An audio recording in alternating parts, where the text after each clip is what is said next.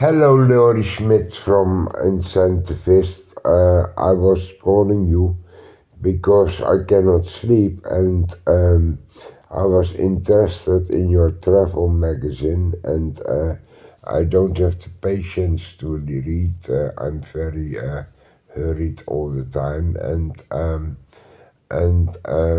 well, of course, traveling is what I did between my 18th years and 32 years, but now I'm 53 and I'm not so into traveling anymore. And my travel experience was when I was a kid with car holiday with my parents and sister.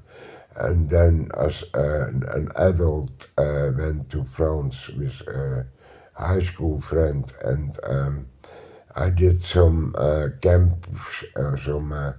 camping with the rowing